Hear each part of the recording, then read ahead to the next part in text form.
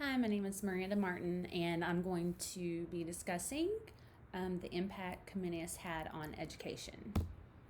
So, a little bit about his background. He was born in the Czech Republic. He's an educator, administrator, and a writer.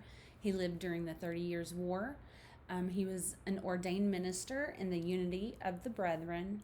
During this time, the clergy was corrupt, so he and his family were forced to go into hiding. So, oftentimes during his life, his work was interrupted by these tragic events. His philosophy of education, he's the founder of Pacifism.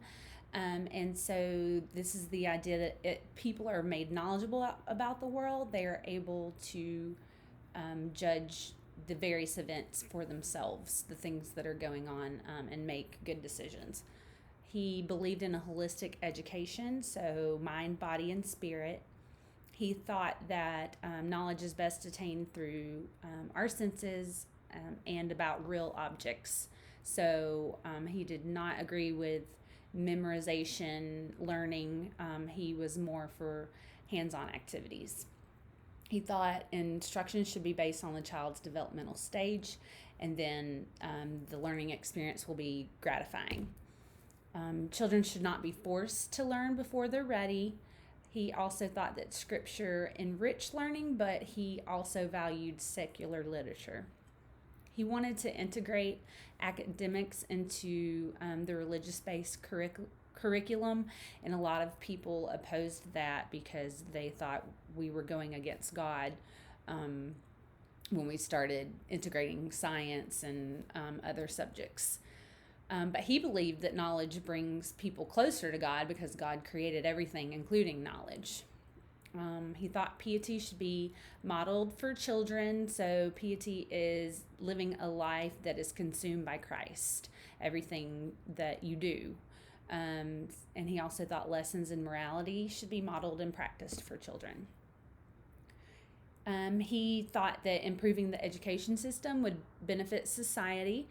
He thought that the school buildings needed to be restructured to be aesthetically pleasing and in quiet locations. And he thought everyone should have access to a quality education, including girls, which was also against popular belief. He thought that educating all children together would create unity and they learn from each other. He wrote The Great Didactic, and that was kind of laying out his plan for school reform. He thought that from an early age, children should be educated by their parents, then they would attend primary school, Latin grammar school, and then the Pacifist University. He was one of the first to write sequential textbooks. He opposed corporal punishment and emotional abuse, and that kind of stuff was going on in schools then. He thought that students learn better when they feel safe. Comenius had a definite Christian worldview. He emphasized piety again, like I mentioned earlier. He was also consumed with improving society, and he believed in a universal education, one that's available for everyone. Everyone would have access to the quality education.